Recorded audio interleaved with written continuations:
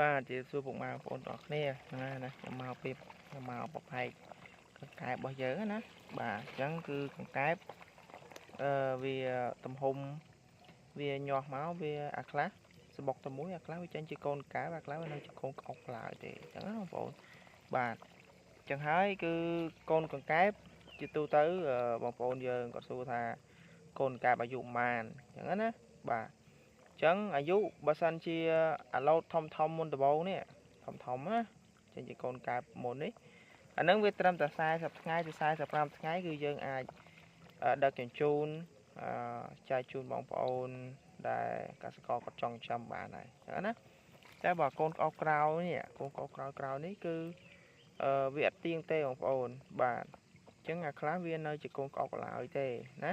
សម្បីតែវាជាដោះជើងវាមិនតន់ដោះផងអញ្ចឹងអាហ្នឹងវាអាចនៅយូរទៀតអញ្ចឹងណាបាទអញ្ចឹងគឺដូចបងប្អូនមើលក្នុងត្រង់នេះ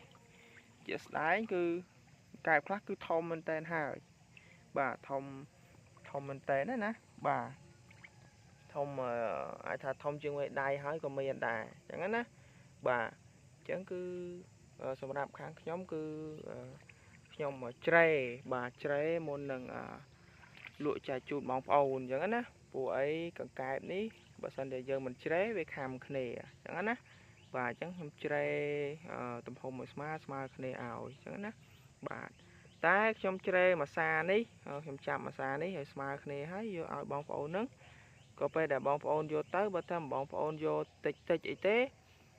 មិនហត់ប្របាយទៀតទេតែបើបងប្អូនយកទៅច្រើន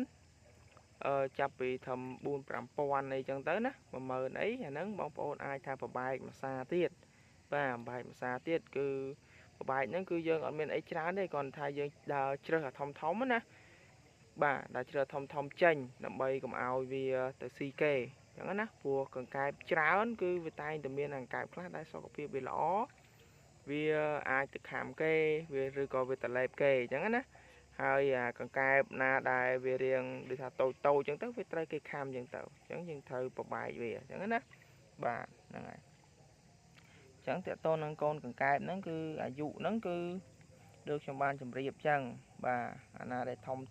ស្ទុះមុនគេហ្នឹងបើសិនតែយើងប្រកាសមកត្រង់ហ្នឹងត្រឹម45ថ្ងៃហ្នឹង50ថ្ងៃហ្នឹងគឺយើងអាចយកទៅ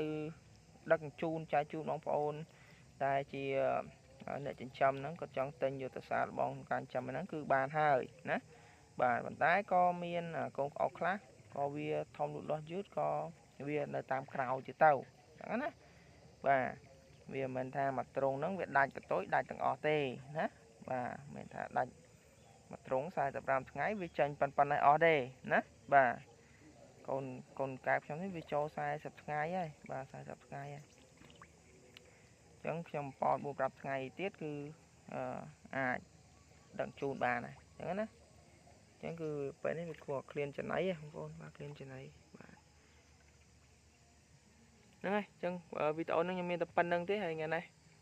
ត្រៀមថាងមក3បាទ3កថាងហើយបំបែកវាជាប្រហែលជា2ផ្នែកបាទហើយទុកនៅក្នុងទ្រុងនេះអាកូនក្អុកនៅទូចខ្លះអញ្ចឹងណាបាទយើងប៉នវាឲ្យវាធំស្មើគ្នាអញ្ចឹងណាហ្នឹងហើយអញ្ចឹងអរគុណច្រើនបងប្អូនបងប្អូនត្រូវការកូនពូជកែបឬចង់សាកសួរតើតងការចាំកែបអីអាចតតងសួរតាមលេខនឹងបានណាលេខទូរស័ព្ទលេខចំណងជើង YouTube អរគុណច្រើន